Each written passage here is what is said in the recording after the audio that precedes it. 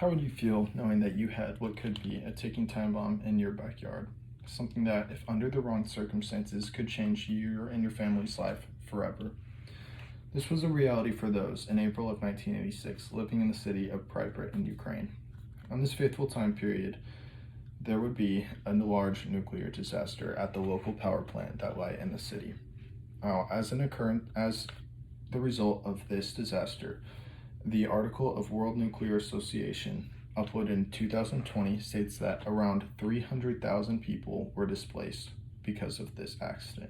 What happened on this fateful day was a mechanical failure that resulted in a meltdown of one of the main reactors. Now, because of this disaster, it raised a lot of questions in the idea of nuclear energy, and that question mainly relied on, is this clean energy worth the health and safety implications that can come because of it?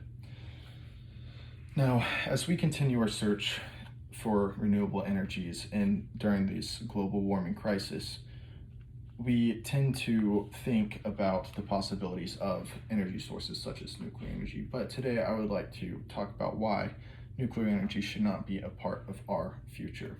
And instead, we should focus our search efforts on different types of renewable energies.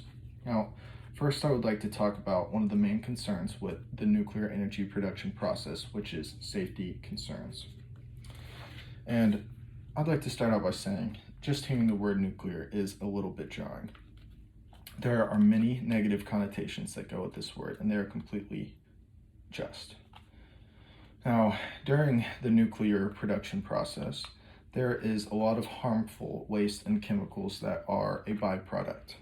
And an article of the nuclear power in the 2005 article, Implementing Kyoto in Canada, the Role of Nuclear Power, this byproduct waste has around 200 different radioactive components within it. And after Chernobyl, people had very bad radiation poisoning and sicknesses that were brought down upon by the immense levels of radiation that they were experiencing. And a Mark Lenihill article titled Chernobyl, Facts About the Nuclear Disaster in 2019 cites that not only did this radiation sickness happen to those that were still in the city, but over a 24-year time period after this disaster, those that were 18 or younger at the time, there are 20,000 reported cases of thyroid-related issues because of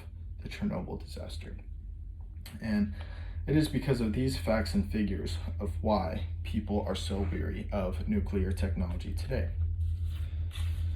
Now, at the end of the nuclear energy process, there is a lot of waste that can be harmful for the environment. And this brings me to my second topic of why nuclear energy is bad for the environment, or can be bad for the environment. Now,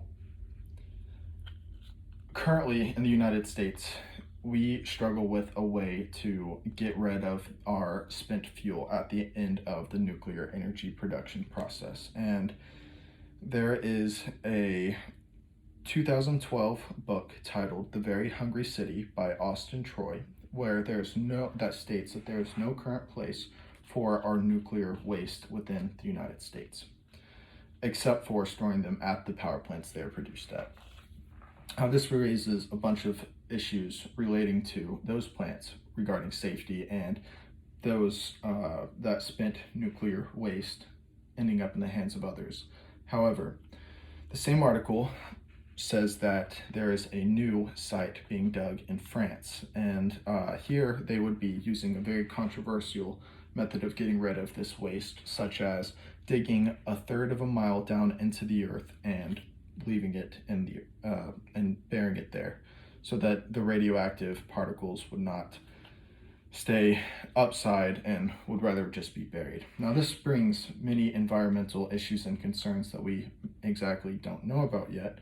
And it raises the question again, is it worth the safety and environmental risks that can cause that are just unknown at this time? And if we want to rely on this nuclear technology, we are going to need newer and safer and more environmental friendly options rather than the ones that we have today. And this brings me to my two-sided argument, which is the future of nuclear technology. Now, there are new methods that have been stirred around about since the beginning of nuclear technology was turned into a power source.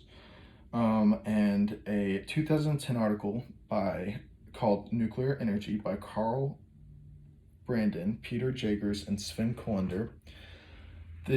Usually nuclear energy is produced using the process of fission.